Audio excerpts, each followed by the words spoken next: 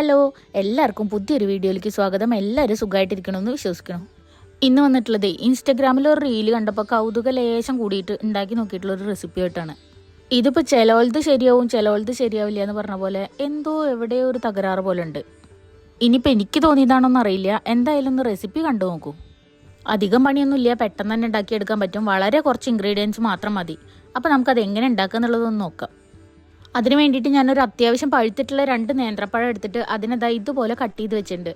ഒരു നേന്ത്രപ്പഴം 3 കഷ്ണമാക്കിയിട്ടാണ് ഇതുപോലെ കട്ട് ചെയ്തെടുത്തിട്ടുള്ളത്. ഞാൻ എടുത്തിട്ടുള്ള പഴം കുറച്ച് പഴുപ്പ് കുറവുണ്ടായിരുന്നു. നിങ്ങൾ എടുക്കുമ്പോൾ നല്ല പഴുത്ത പഴം തന്നെ എടുക്കാൻ ശ്രദ്ധിക്കണേ.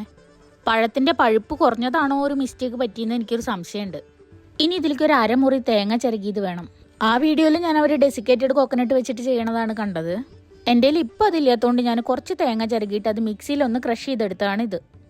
അല്ലെങ്കിൽ തേങ്ങ കുറച്ച് സമയം ഒന്ന് ഫ്രിഡ്ജിൽ വെച്ചിട്ട് അതൊന്ന് ചിരകിയെടുത്താലും നല്ല പൊടി പൊടിയായിട്ട് തന്നെ കിട്ടും. ഇനി ഇതിലേക്ക് ഒരു 2 മുട്ട വേണം. ആദ്യം തന്നെ ഒരു ബൗൾ എടുത്തിട്ട് അതിലേക്ക് നമുക്ക് ഈ മുട്ട പൊട്ടിച്ചൊഴിക്കാം. കുറച്ച് പരന്നിട്ടുള്ള ഒരു ബൗൾ എടുക്കണം, അപ്പോഴാണ് നമുക്ക് ആ പഴം അതിൽ മുക്കിയെടുക്കാൻ പറ്റുള്ളൂ. ഇനി നമുക്ക് ഇതിലേക്ക് മധുരത്തിന് വേണ്ടിയിട്ട് ഒരു 4 ടീസ്പൂൺ പഞ്ചസാര ചേർക്കാം. ഇനി ഒരു 1/4 ടീസ്പൂൺ ഏലക്കപ്പൊടിയും കൂടെ ചേർക്കണം. ഇനി ഒരു ഫോർക്കോ അല്ലെങ്കിൽ ഒരു വിസ്കോ ഒക്കെ വെച്ചിട്ട് ഇത് നമുക്ക് നന്നായിട്ടൊന്ന് മിക്സ് ആക്കിയിട്ട് എടുക്കാം. ആ പഞ്ചസാരയും മുട്ടയും കൂടെ നന്നായി യോജിച്ച് ആ പഞ്ചസാര ഒന്ന് അലിഞ്ഞു വരണം. ഇപ്പം മുട്ടയും പഞ്ചസാരയും കൂടെ ഇവിടെ നന്നായി മിക്സ് ആക്കി വെച്ചിട്ടുണ്ട്. ഇനി നമുക്ക് ഓരോ പീസ് പഴം എടുത്തിട്ട് അത് ഈ മുട്ടയിൽ ഇങ്ങനെ നന്നായിട്ട് മുക്കിയിട്ടെടുക്കാം. ആ മുട്ടയുടെ കൂട്ട് ആ പഴത്തിൻ്റെ എല്ലാ ഭാഗത്തും ആവണം. ഇനി നമുക്ക് ഈ പഴത്തിനെ ഈ തേങ്ങ വെച്ചിട്ട് ഇതുപോലെ ഒന്ന് കോട്ട് ചെയ്തിട്ടെടുക്കാം. മുട്ടയിൽ മുക്കിയെടുത്തുകൊണ്ട് തന്നെ ഈ തേങ്ങ ഈ പഴത്തിൻ്റെ മുകളിൽ നന്നായിട്ട് ഒട്ടിപ്പിടിക്കും. ചെറുതായിട്ടൊന്നിങ്ങനെ പ്രസ് ചെയ്ത് കൊടുത്താൽ മതി.